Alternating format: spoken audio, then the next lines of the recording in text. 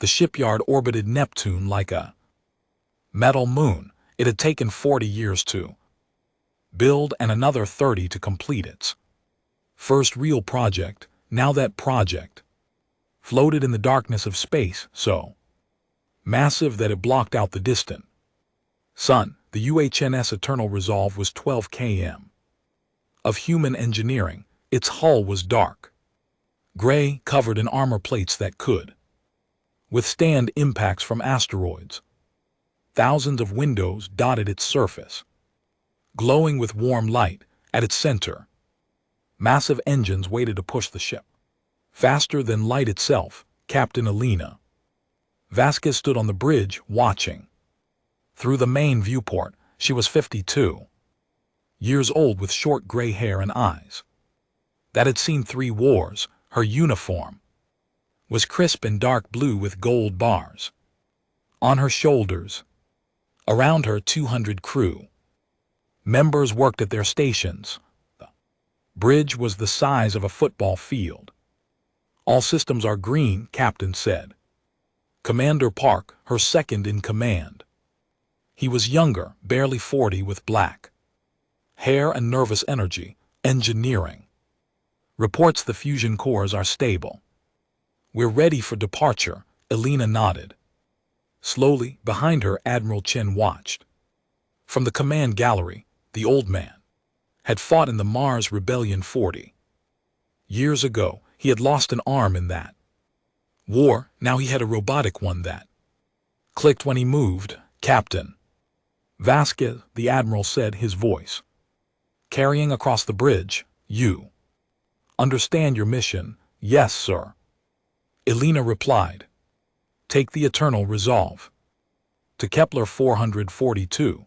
Establish humanity's presence in deep space. Make peaceful contact if we encounter anyone out there, and if we don't, Admiral Chen asked, then we chart the system and come home. Elena said, but sir, we've been sending probes for 60 years. Someone is out there, they just haven't answered yet. The Admiral walked down the steps to stand beside her. His robotic fingers gripped the railing. This ship carries enough firepower to crack a planet. 50,000 crew members, 20 years of supplies. Do you know why we built a warship instead of a colony vessel? Elena had thought about this question for months. Because we learned our lesson, sir. We explored Earth's oceans and wooden ships, and pirates took them. We explored the Americas unarmed, and violence found us anyway. We won't make that mistake again. Correct, the Admiral said. Hope is fragile, it needs protection. He stepped back and saluted. Take her out, Captain. Show the universe that humanity is ready. Elena returned the salute. The Admiral left the bridge, his footsteps echoing. When he was gone, Elena sat in the captain's chair. It was large and comfortable, designed for long watches. Helm, take us away from the shipyard. Nice and slow. The ship shuddered as its thrusters fired. Slowly the Eternal Resolve moved away from its birthplace. Crew members cheered at their stations. Some of them had been born on this ship. During construction, they had never known another home. Far away at a place called Council Station Zenith, other beings watched. The station was impossible to describe because it changed based on who looked at it. To some species it was a crystal, to others metal, to few it was pure energy in a large chamber.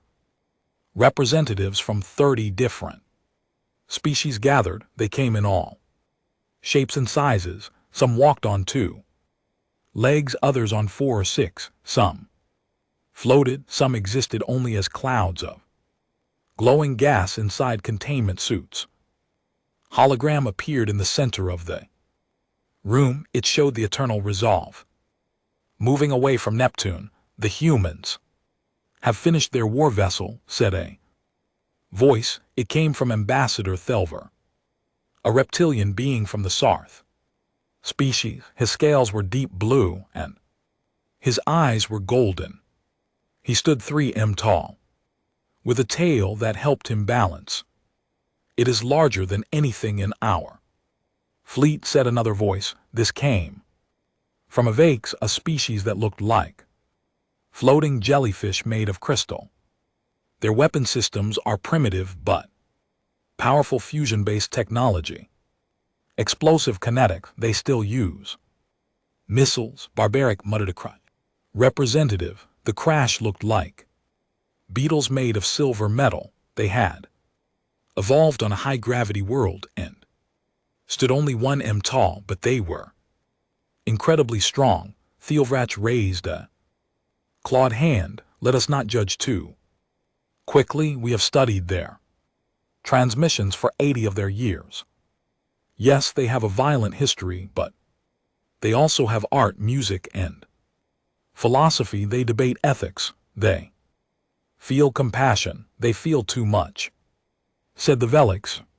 "Their emotions make them unstable. Look at their wars. They kill millions of their own kind over ideas and resources. They also stopped their wars. They countered. Their planet was dying from pollution. They could have let it die. Instead, they unified. They fixed their atmosphere. They cleaned their ocean. They chose to save themselves." The chamber fell silent. Hologram appeared showing Earth.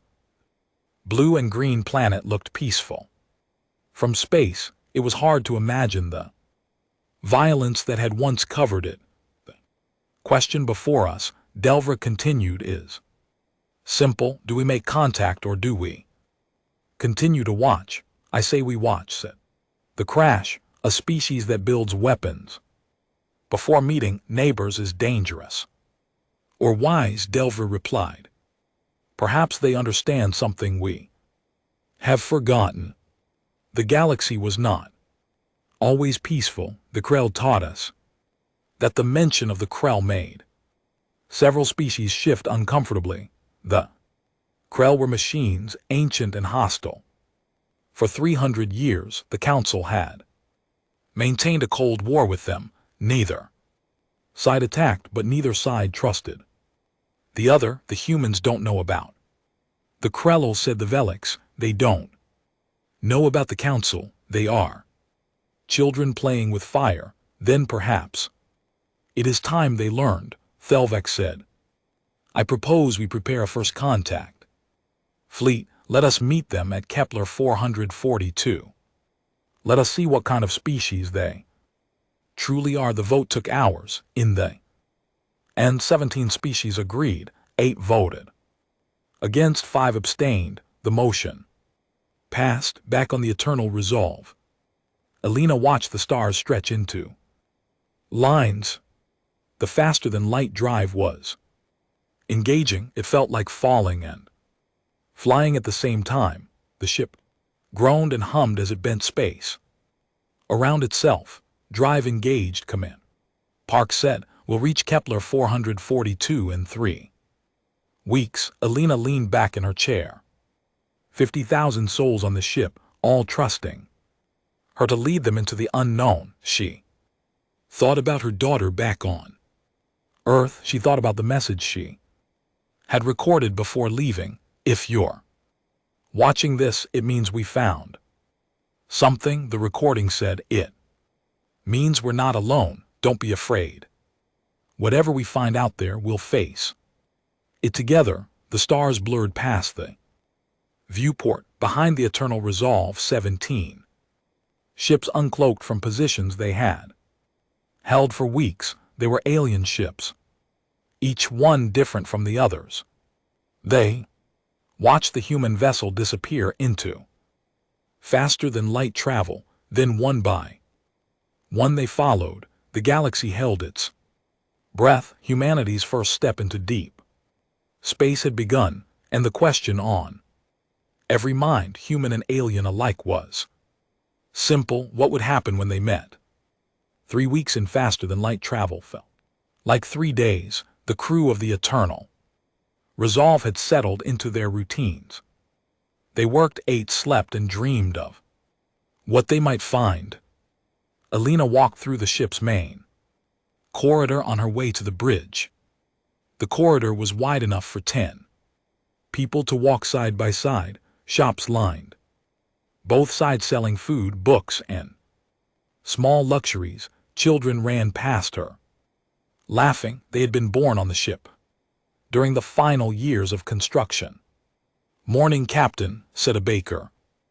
Offering her a fresh roll, she took it with a smile. The simple act of buying bread made the massive warship feel like home. On the bridge, the mood was different. Commander Park stood at the sensor station, frowning at the displays. "Something wrong?" Alina asked. "Maybe," Park replied. "We're 20 minutes from Kepler 442, but I'm getting strange readings. There's something in the system, but sensors can't identify it, like the signals are being blocked somehow." Alina sat in her command chair. "All crew battle station. This is not a drill. Shields up, weapons on standby." Alarms blared throughout the ship. The lights shifted from white to red. 50,000 people moved to their assigned positions. The massive ship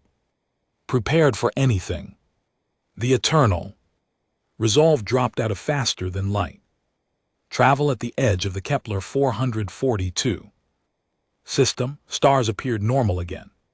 Instead of stretched lines, a planet hung in space ahead of them, blue and green like Earth. Full sensor sweep, Alina ordered. Captain Park said, his voice tight. "I'm detecting structures, artificial satellites, and something on the planet's surface. Cities, maybe." "Captain, the system isn't empty." Alina's heart raced. "Are they hostile?" Any clears throat. "Weapons pointed at us." "No weapons detected." "But Captain, the readings are wrong. The system appears almost empty, but there are gravitational anomalies everywhere. Lots of them." Alina stood up. "Show me." Main screen displayed the system. Red dots marked the anomalies.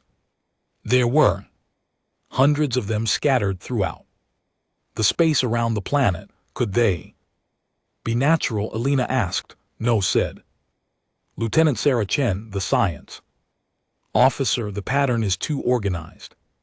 It's like they're positioned in a defensive formation." "Captain, I think there are ships out there." "Lots of ships. They're just hidden somehow."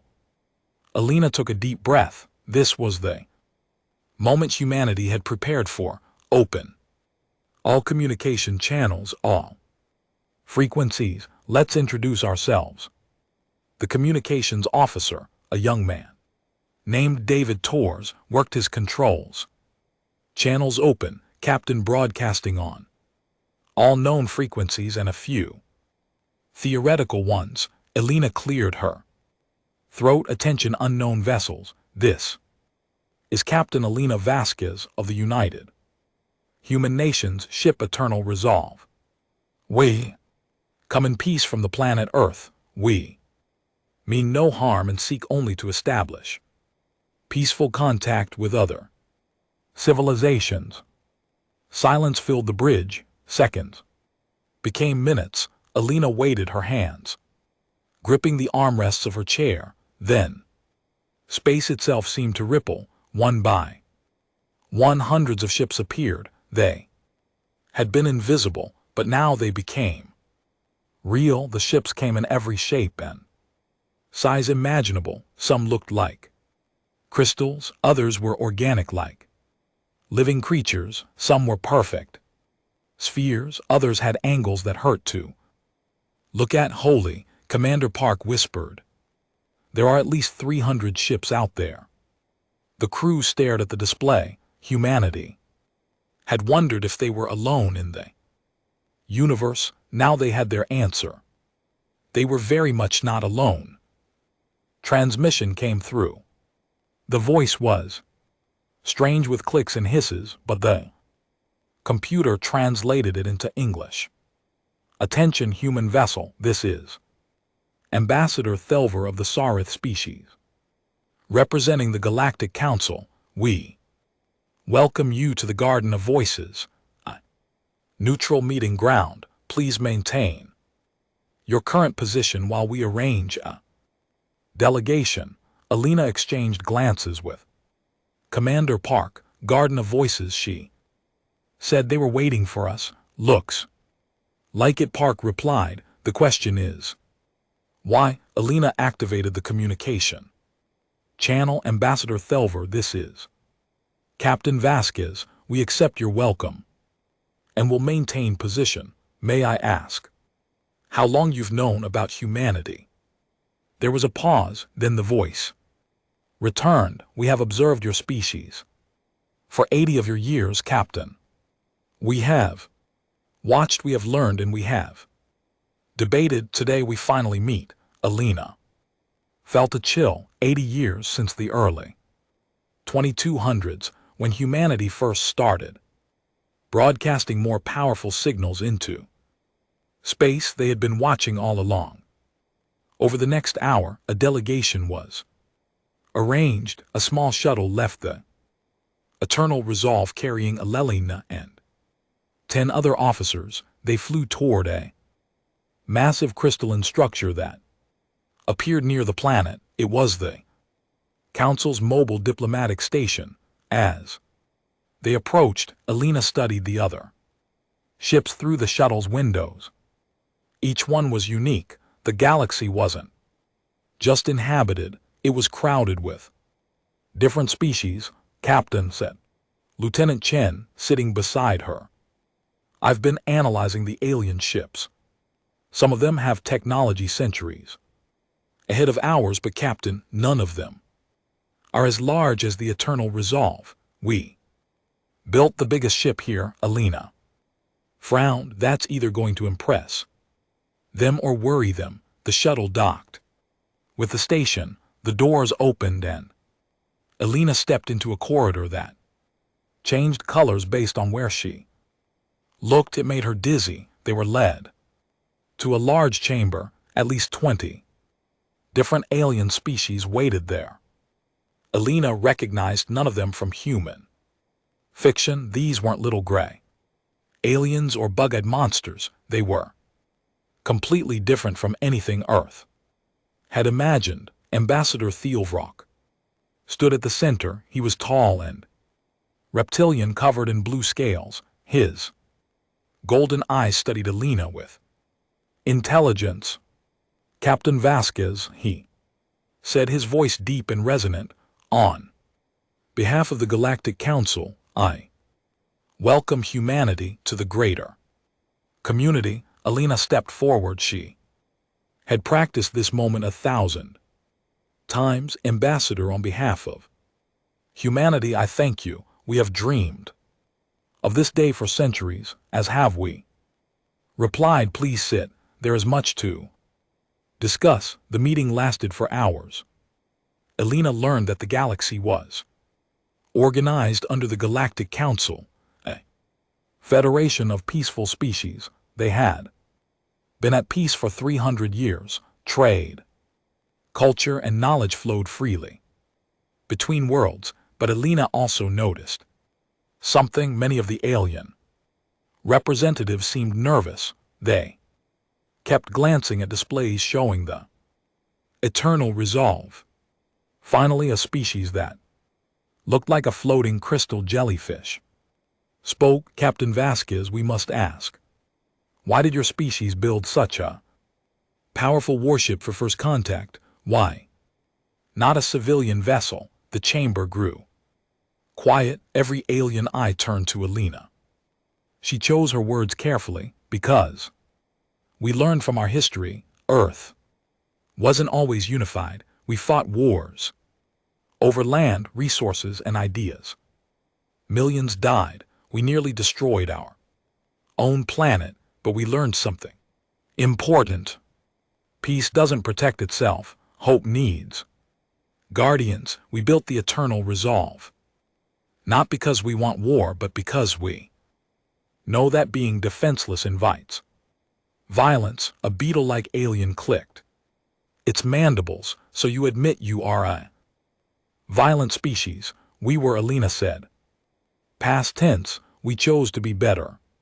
But choosing peace doesn't mean forgetting how to defend it. The nodded slowly. An interesting philosophy. Most species join the council after being discovered by us. They are integrated slowly, carefully, but you came to us on your own terms, in a ship that outguns any vessel in our fleet.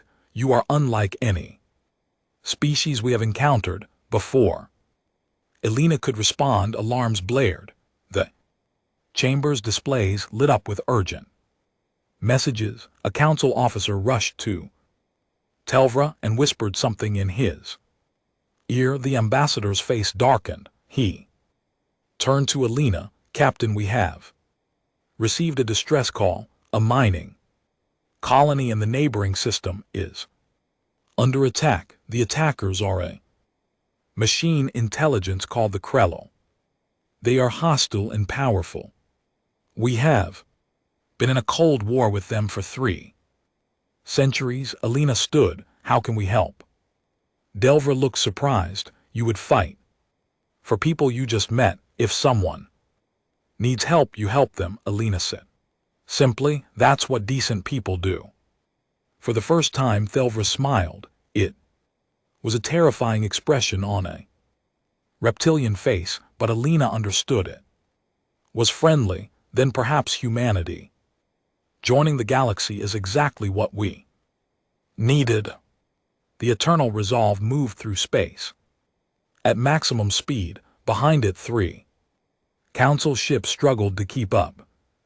Human vessel was faster than they expected. Alina stood on the bridge, watching the tactical display. The mining colony was in the Delta Serpentes system, 30 minutes away at current speed. According to the council, 3 of their warships were already there, trying to defend the colony. They were losing. What do we know about the Krell? Alina asked Lieutenant Chen. The science officer pulled up files that the council had sent. Their machines, Captain, artificial intelligence that gained self-awareness thousands of years ago. They don't negotiate. They don't communicate. They just take what they want. The council has been in a stalemate with them for 300 years. Why a stalemate? Commander Park asked. Why hasn't either side won? The Krellel are powerful, but they're not creative, Chen explained. They use the same tactics over and over. The council learned to counter them, but the council is also peaceful. They don't attack. They only defend, so neither side advances. Alina frowned. That's about to change. Tactical, what are we looking at? Lieutenant Commander James Rodriguez, the tactical officer, highlighted the sensor data. 1 Krellel Devastator class ship. Captain, it's about 3 km long, covered in weapons, and it's deployed approximately 200 smaller drone craft. The council ships are trying to protect the colony shields, but they're getting overwhelmed. Weapon status all fusion. Lances charged and ready, Rodriguez replied. Missile bays loaded. Point. Defense systems online. Quantum shields at full power. Captain, we're ready for anything. Alina sat in her command chair. She had fought in 3 wars, but never against machines, never against an enemy that didn't fear death. Open eye channeled to the council ships. A hologram appeared showing a 4-armed alien with purple skin. This is Commander Veeler of the Council Defense Fleet, human vessel.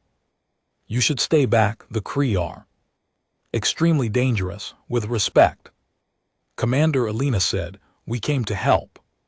What's your situation? Feller's forearms gestured in what might have been frustration. The Devastator is too Powerful, our weapons barely scratch its hull. The drones are destroying our shields. We have maybe 10 minutes before we're forced to retreat. If we do, the colony dies. 20,000 civilians, Captain. Alina looked at Rodriguez. Can we take that devastator? The tactical officer studied his screens. Their armor is thick, but their weapons are kinetic and laser-based. Our quantum shields should hold. And Captain, our fusion lances are designed to punch through asteroids. I think we can hurt them. Alina made her decision. Commander Veeler, we're engaging. Pull your ships back and focus on the drones. We'll handle the big one. Captain, you don't understand, Veeler protested. No single ship can fight a devastator. Then watch and learn, Alina said. She cut the channel and turned to her crew. All hands, battle stations. This is what we trained for. Helm, take us in fast. Tactical, prepare firing solutions on that devastator. Target their weapon systems first. Let's cut their teeth before we go for the kill. The eternal resolve accelerated. The massive ship moved with surprising grace, its engines burning bright blue. As they entered the battle zone, Alina saw the situation clearly. The mining colony sat on an asteroid protected by a glowing energy shield. The shield was failing, showing cracks of red. 3 council ships limped around it, their hulls scorched and damaged. Swarms of small Krell drones filled the space between, firing constantly, and there, like a dark metal predator, hung the devastator. It was shaped like a blade, covered in weapons that fired without stopping. It had no windows, no lights, no signs of life, just cold, calculating machine intelligence. Entering range. 10 seconds, the helm officer announced. Activate point defense systems, Alina ordered. Show those drones what human engineering can do. The eternal resolve opened fire. Thousands of small cannons emerged from its hull, each one tracking and targeting independently. The computer systems worked faster than thought, calculating trajectories and firing solutions. Krell drones exploded by the dozens. The point defense didn't just shoot down some of them, it shot down nearly all of them. In 30 seconds, 200 drones became 20 on the council ship's commander. Veeler watched in amazement. How he whispered. Alina smiled. Humans have been shooting down missiles since the 20th century. We've had a lot of practice, Captain. The devastator is turning toward us, Rodriguez reported. Multiple weapon systems locking on. Let them fire, Alina said calmly. Activate quantum shields, full power. The devastator unleashed everything. Lasers, plasma bolts, kinetic rounds. Enough firepower to destroy a city. It all hit the eternal resolve shields. The shields held. They glowed bright white, absorbing and dispersing the energy. Alarms blared on the bridge, but Alina watched the shield strength indicator. It dropped from 100% to 78%. Then it stabilized. Shields holding, Commander Park reported, sounding amazed. Captain, they're recharging. We can take this. Alina leaned forward.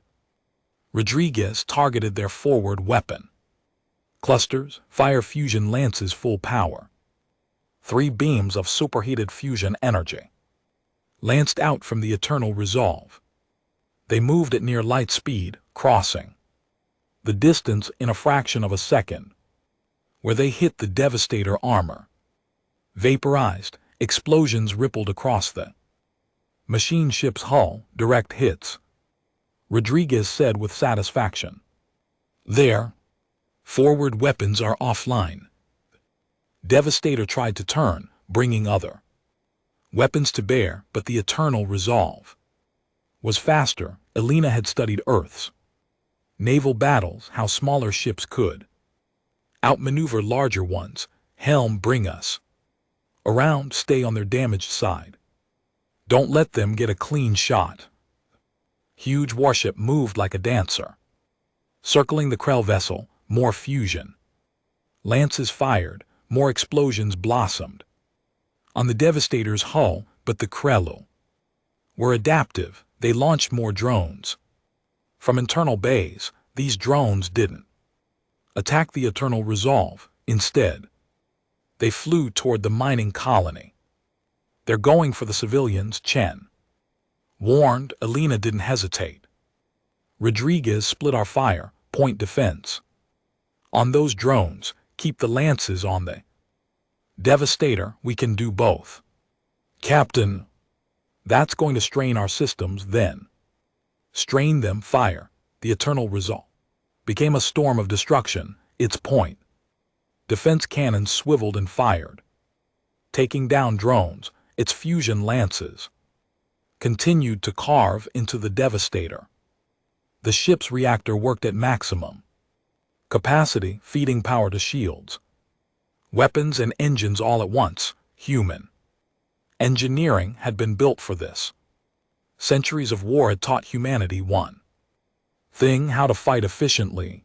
The Council ships watched in awe. They had fought the Krell for 300 years. They had lost thousands of ships and millions of lives, and now a single human vessel was taking apart a Devastator like it was made of paper. Commander Wheeler opened a channel. Captain Vasquez, what are your orders? How can we help?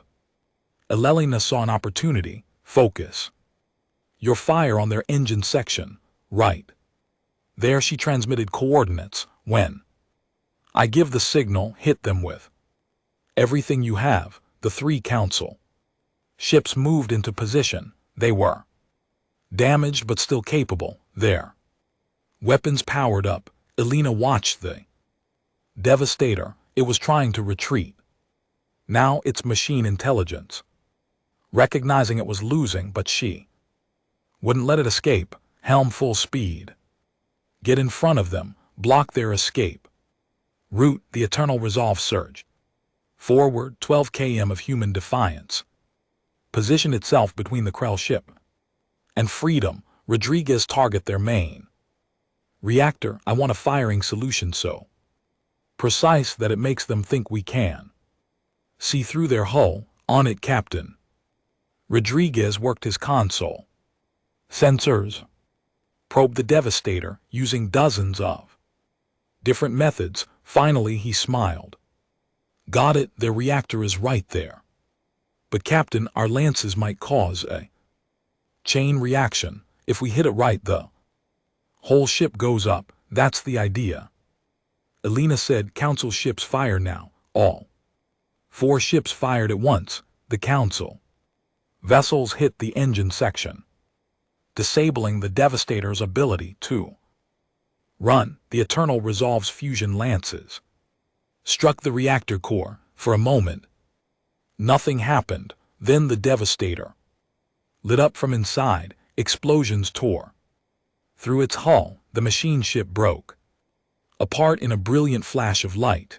The bridge crew cheered. Elena allowed herself a small smile. All drones destroyed, Rodriguez reported. No enemy contacts remaining.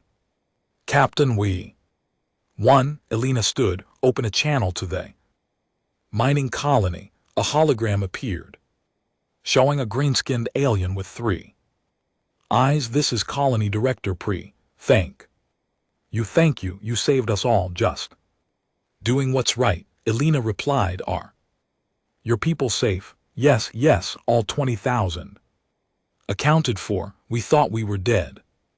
Then you appeared and you were like nothing we've ever seen. Who are you?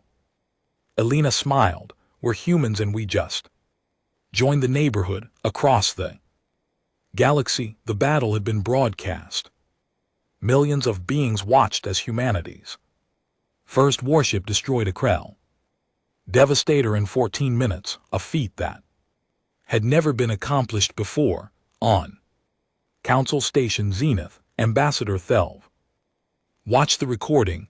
Around him other council members sat in stunned silence. They fight like nothing we've ever encountered, said the Valix representative. They adapt, they overwhelm, they don't hesitate, added a Crash. Thelver stood. They fight to win. Not for glory, not for territory. They fight to protect. Perhaps, my friends, we have been thinking Council Station Zenith had never seen such a gathering. Representatives from all 47 member species filled the grand chamber. Holographic projections allowed those who couldn't breathe the atmosphere to participate. The air hummed with translated conversations in 100 languages. Captain Alina Vasquez stood at the center of it all, feeling very small and very human. Beside her stood Commander Park and Lieutenant Chen. They were the only humans in a room full of aliens. Ambassador Thielvrock called the assembly to order. His blue scales caught the light as he raised his arms. Members of the Council, we are here to discuss humanity's petition for membership. 3 days ago, a single human vessel destroyed a Krell Devastator. Combat. This achievement cannot be ignored. A ripple of noise spread through the chamber. Some species chittered excitedly, others made sounds of concern. A tall insected alien stood. Alina recognized the species as Vikal, warriors from a high-gravity world. Ambassador Thelvek, I must object. Humanity has been in space for less than 100 years. They have no history with the Council, and yes, they defeated one Krill ship, but at what cost? We have watched their transmissions. We know their history. War after war, weapon after weapon, they nearly destroyed their own planet. Alina felt her jaw tighten, but she remained silent. Thelver had told her to let the Council speak first. Another alien stood, this one resembling a floating cluster of crystals. The Vakes representative spoke in musical tones. The Vikstyle makes a valid point. Humanity's military capability is impressive but concerning. They build weapons that surpass our own. They fight with an aggression we have not seen in 3 centuries. Are they saviors, or are they a new threat? A small furry creature stood next. The Pill were peaceful traders, barely a meter tall, but with voices that carried. I disagree with my colleagues. I watched the battle recording 20 times. The humans didn't have to help. They had no alliance with us, no treaty, no obligation. But when they heard people needed help, they came. That speaks to their character. The debate went on for an hour. Some species argued that humanity should be welcomed. Others insisted they should be monitored. A few suggested humanity should be restricted from building more warships. Finally, Thielvrach turned to Alina. Captain Vasquez, you have heard our concerns. The Council would like to hear from you. Why should humanity be granted membership? Alina stepped forward. She had thought about this moment during the journey back to Kepler 442. She had practiced speeches and rehearsed arguments, but now standing before dozens of alien species, she decided to simply tell the truth. Members of the Council, she began, I won't lie to you about humanity's past. Yes, we fought wars. Yes, we built terrible weapons. We split the atom and used it to kill. We polluted our planet until the ice caps melted and coastal cities drowned. We We're cruel to each other in ways I'm ashamed to describe. The chamber was silent, every eye stalk and sensory organ focused on her, but we learned.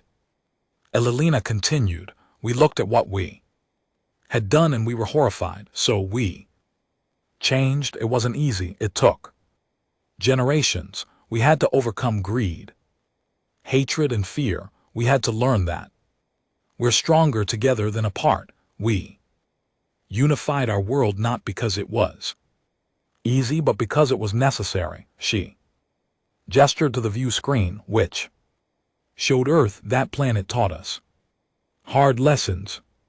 We know what happens when you have power and no wisdom. We know what it's like to be on the edge of extinction, and we know that the only way to survive is to care for each other. A crushed representative clicked its mandibles. Beautiful words, Captain, but words are easy. You say you have changed, but you arrived here in a warship. You carry enough weapons to destroy a planet. How is that change? Because we learned the difference between violence and strength, Elena replied. Violence is what you use to take things from others. Strength is what you use to protect. We didn't build the eternal resolve to conquer. We built it because we hoped to find others out here in the stars, and if we found you, we wanted to be able to stand beside you as equals, not as children needing protection. Belvrock nodded slowly. You make a compelling argument, Captain, but the Council must consider practical matters.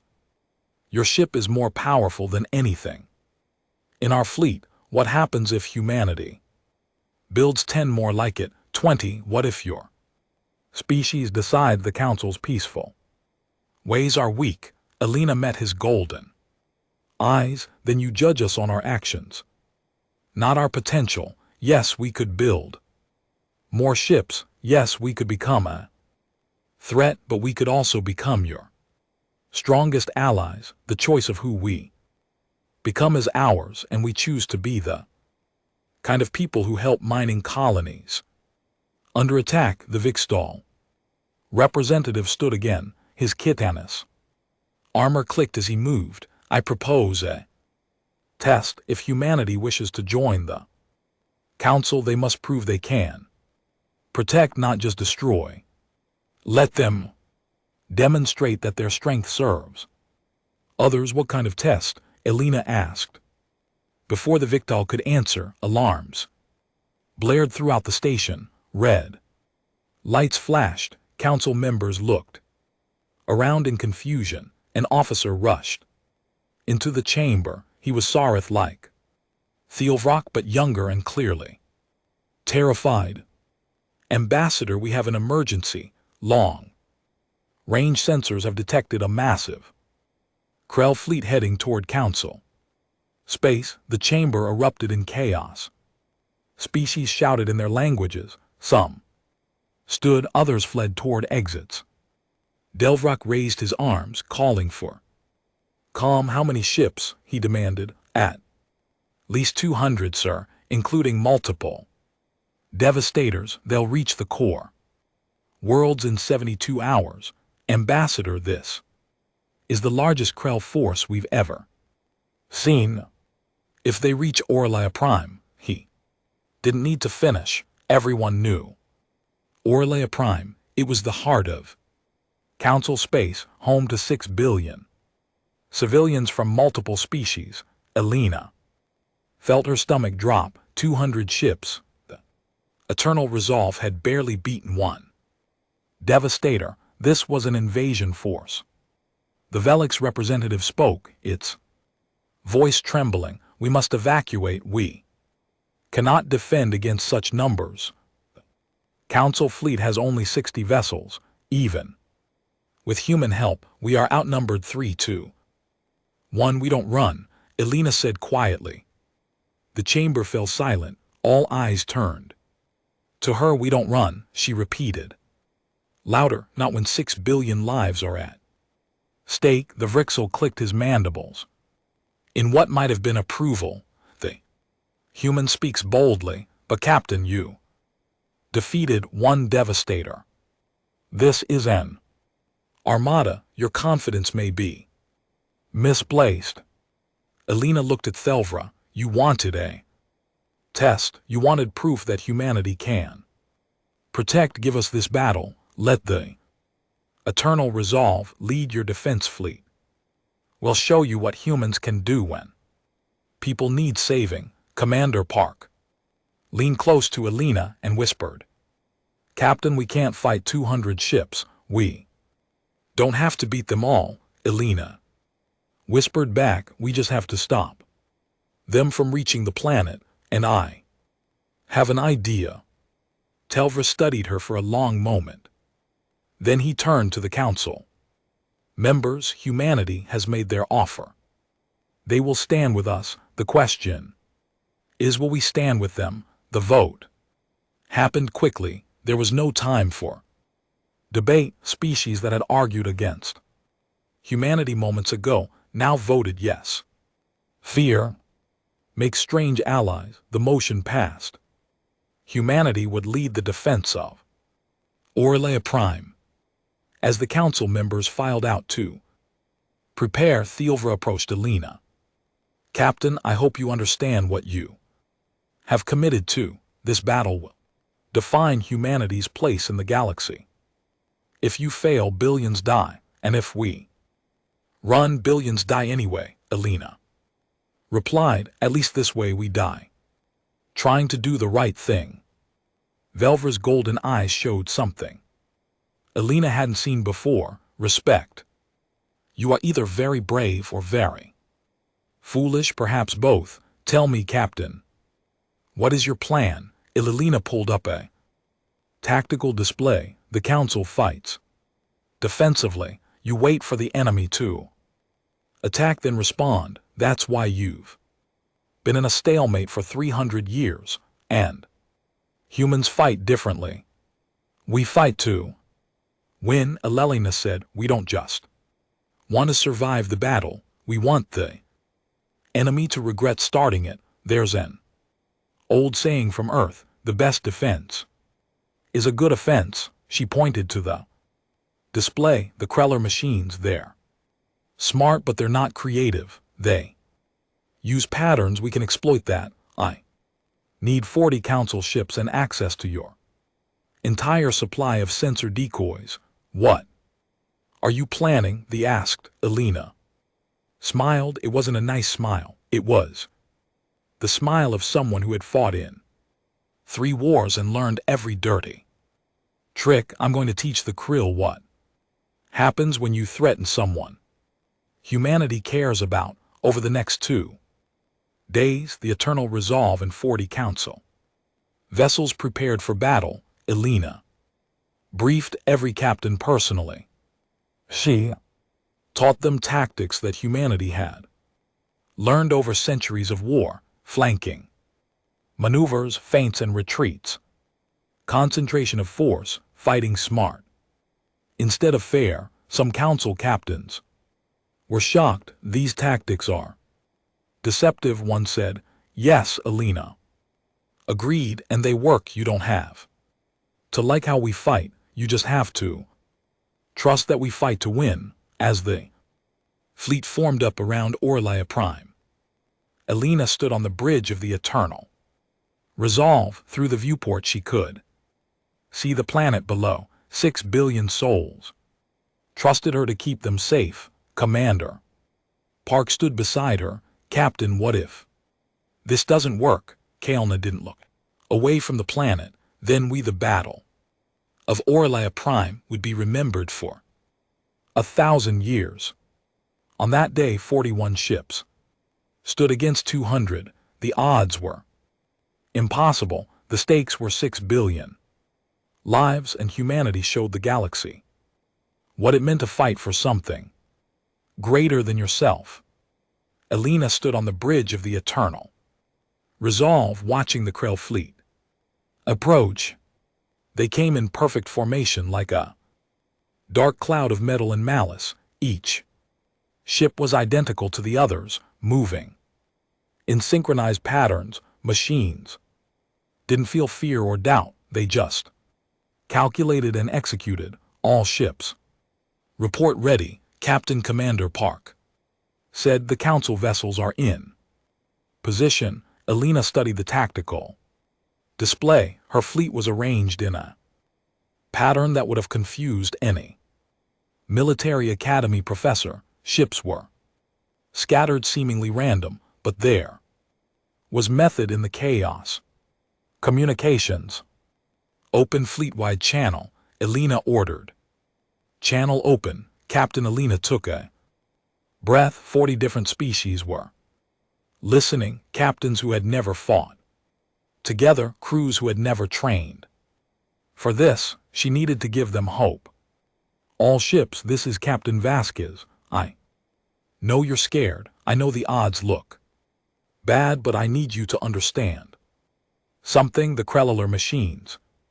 They're powerful, but they're predictable. They do the same thing every time. They calculate the best strategy and execute it. They're smart, but they're not creative. She paused, letting that sink in. We are creative.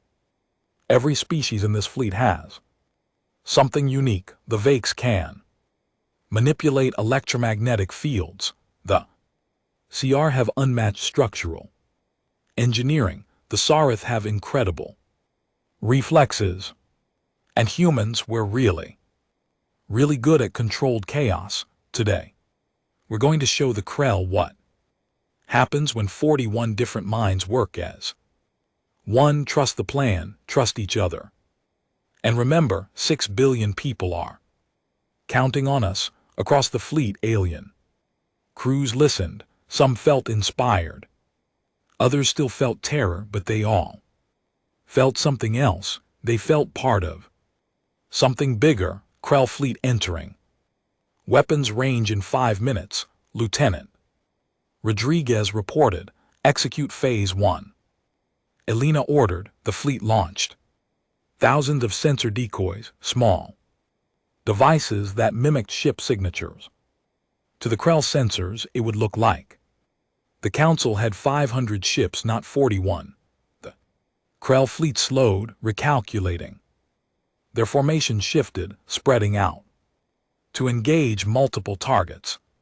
They're taking the bait, Chen said excitedly. They're spreading their forces. Phase 2, Elena commanded. The Council ships began moving in seemingly random patterns. They fired at the Krell, but deliberately missed. They retreated, then advanced. To human eyes it looked chaotic, but Elena had planned every movement. The Krell following their programming, adapted to counter each move. They spread even thinner, trying to cover all approaches to Orlia Prime. Now they're scattered, Elena said with satisfaction. Phase 3, all ships execute concentration alpha. What had looked like chaos suddenly became a spear. The 41 ships converged on one section of the Krell fleet. 20 enemy ships found themselves facing the entire Council force. Fire everything, Elena shouted. 41 ships unleashed their weapons. The concentrated firepower was devastating. Krell ships exploded. Their shields failed under the overwhelming assault. In 30 seconds, 12 enemy vessels were destroyed. Scatter, Elena ordered. Execute pattern Delta. The fleet broke apart again, ships moving in different directions. The Krell tried to pursue, but they were predictable.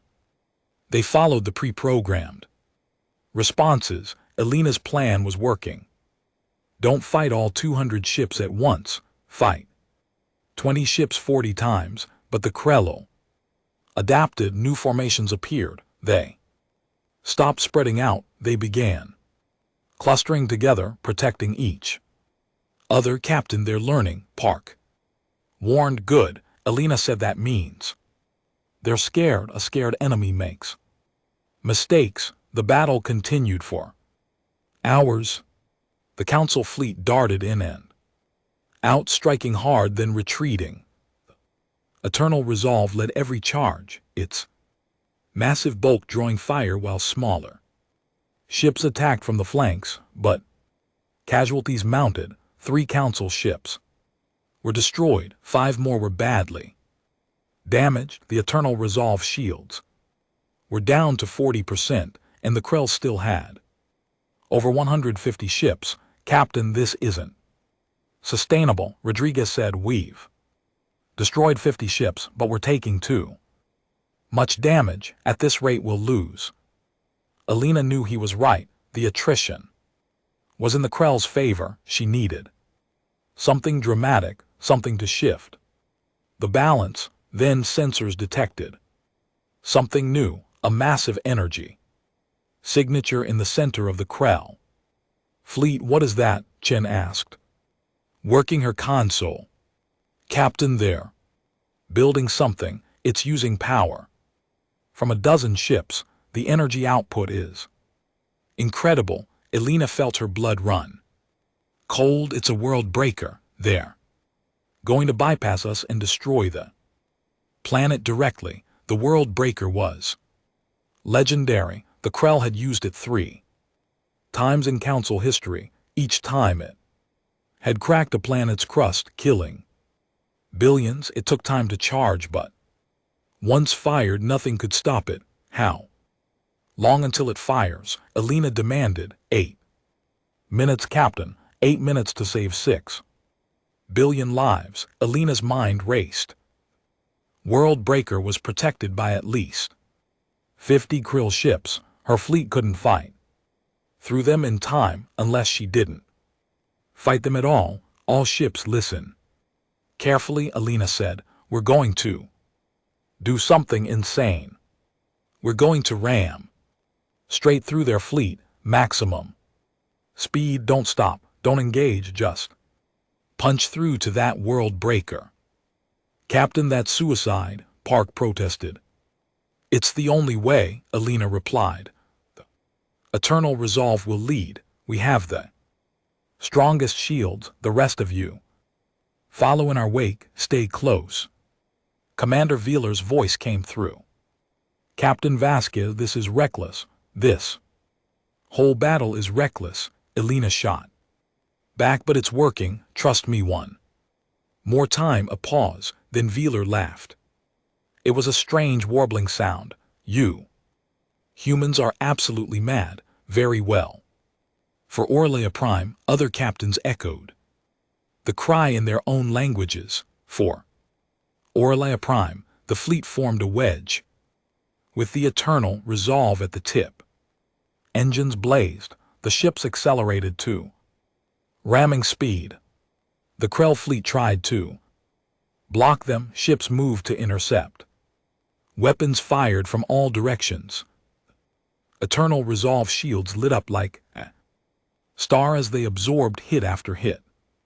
Shields at 20%, Park reported. Keep going, Alina ordered. 15%. They were halfway through the Krell fleet. Explosions bloomed around them. Council ship on their flank took a direct hit and vaporized, but the rest kept going. 10%, almost there, Alina said through gritted teeth. The world breaker was ahead, a massive construct of metal and energy. It was charging, building up power to destroy a world. Countdown 90 seconds, 5% shields, fire. Fusion lances, everything we have. Elelina commanded. The Eternal Resolve opened fire. Every weapon on the ship discharged at once. The fusion lances struck the world breaker dead center. Behind them, 40 council ships added their firepower. The world breaker shields held. 70 seconds again, Alina shouted. Pour it on. Another volley. The world breaker shields flickered. 60 seconds. The Krell ships around them realized what was happening. They stopped fighting the fleet and turned their weapons on the world breakers shields, trying to reinforce them. Captain, they're protecting it, Chen said. Then we go through them too. Alina replied, helm ram that thing full speed, Captain, our shields are almost gone. I know, do it anyway. Eternal resolve surged forward. Massive warship, 12 km of human determination, accelerated directly at the world breaker. Krell ships tried to block them. The eternal resolve didn't slow down, it crashed through smaller vessels like they were paper. The collision alarms blared, the ship shuddered, hull breaches reported on multiple decks, but they kept going. 30 seconds on the world breaker countdown. Brace for impact, Alina shouted. Eternal resolve struck the world breaker. Shields, for a moment nothing happened. Then the shields collapsed under the sheer kinetic force. The human ship plowed into the weapon itself. Metal screamed, explosions rippled along both vessels. The eternal resolves forward. Sections crumpled, but the ship's momentum carried it forward, tearing the world breaker apart. The weapon's energy discharge became unstable. Instead of firing at Orlea Prime, it detonated.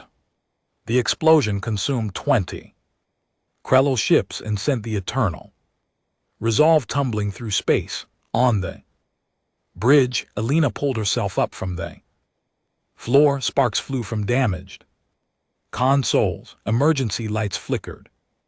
Damage report, she gasped. Hull breaches.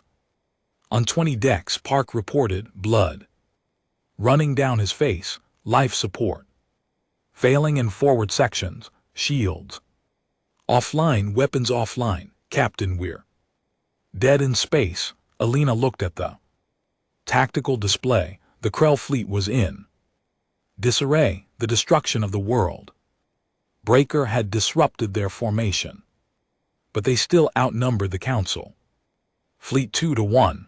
Then something unexpected happened. The Krell fleet stopped. For 30 seconds, they just hung in space, unmoving. Then as one they turned and began to retreat.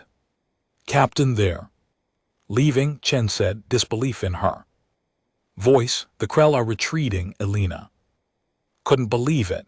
In 300 years of war, the Krell had never retreated. Never. Ambassador Thelvro's voice came through. Captain Vasquez, do you see this? They're afraid. For the first time in recorded history, the Krell are afraid.